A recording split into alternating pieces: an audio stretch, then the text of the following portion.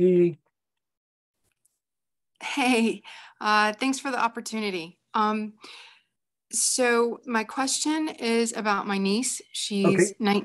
She's 19. Hmm. She, I think, went through some psychological trauma when the pandemic hit.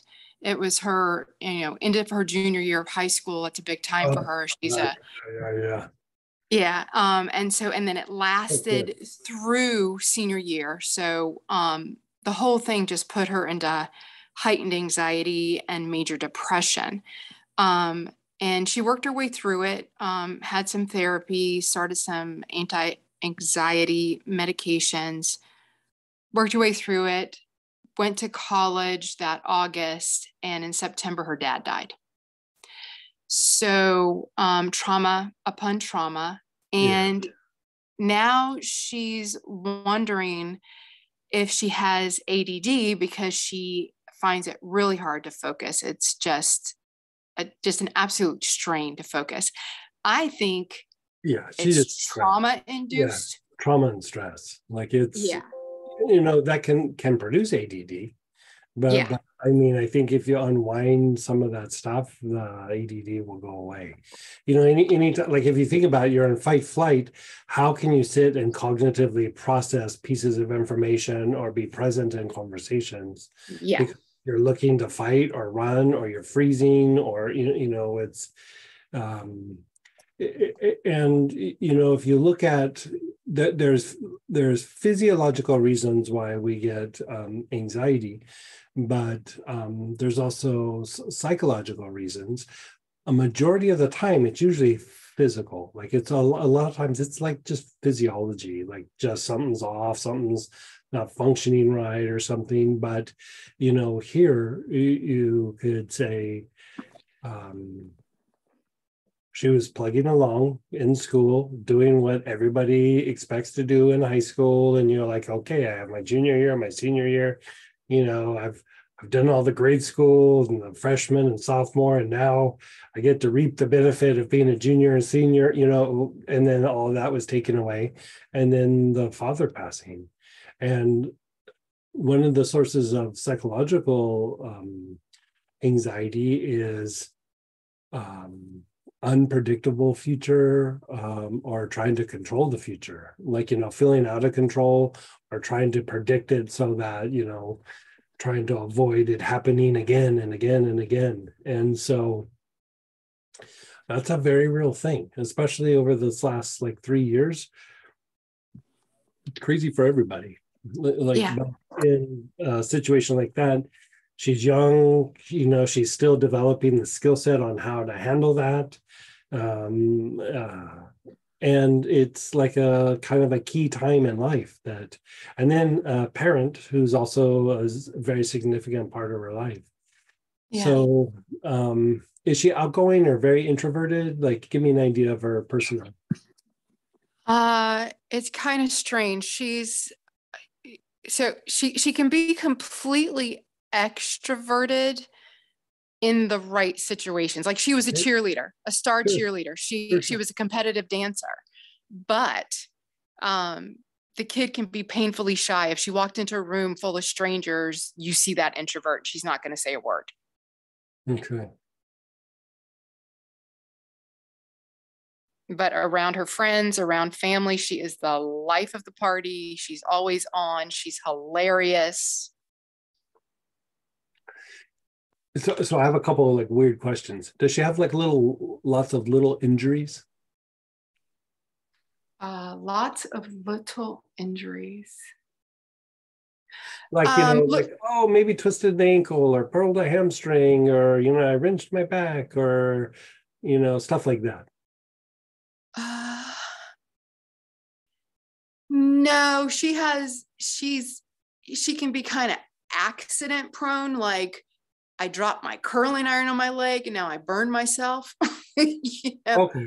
weird stuff like that tends to happen to her, but actually breaking or spraining anything, no. Okay. So good. Like that's a good thing. Um, So I would probably do two things with her if she'd be willing. One is vetiver, and here, like, you don't even need to have her like wear it topically. You could probably just have her inhale it, and it would probably be enough. But it would be good if she did it daily. Like, it could be right before she goes to bed. It could be, it doesn't have to be like in the morning, but couple of things. Like, it kind of pulls her back into her body, and it does calm down some of the sensory nerves. And for her, like, when I look at her like parts of her brain that process the sensory information, they just look like they're a little overstimulated or overworked, and the vetiver will calm that down. And so it will just like allow her to kind of cognitively process a little bit better. Okay.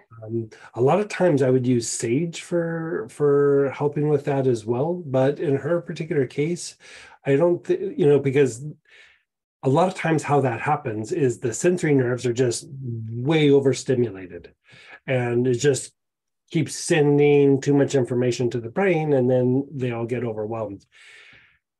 I don't think that's her issue. I think the events were the thing that sent all the information to our brain, not the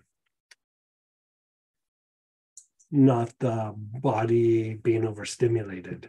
And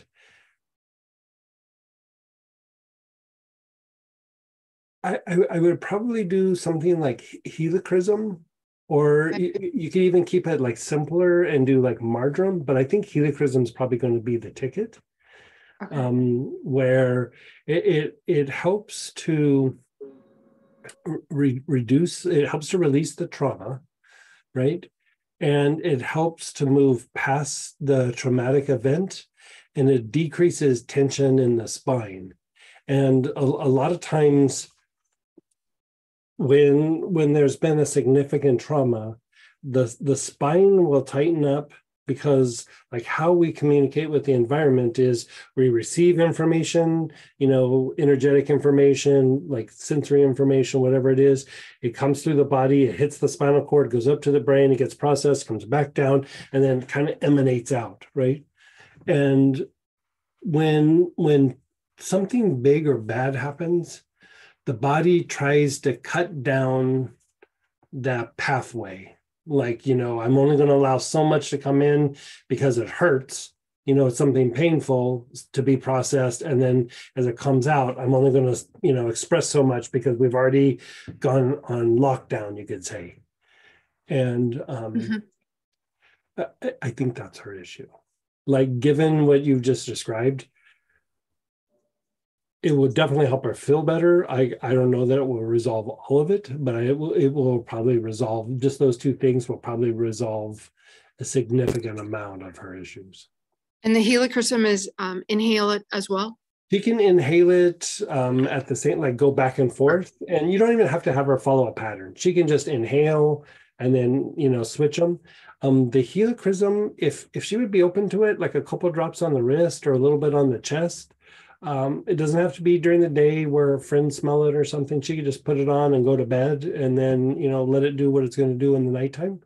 That would be fine, but definitely inhaling both of them. But if you can get her to wear a little helichrysum, that would be good as well. Yeah, she asked me to ask you. So I think she's up for whatever you suggest. Yeah. Boy. Yeah.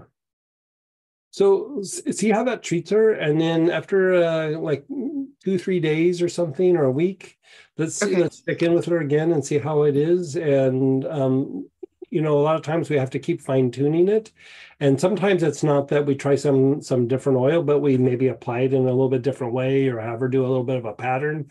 But that should get a lot of it. Okay, thank you so much. You're so welcome. Yeah, keep us posted. I will. Thank you.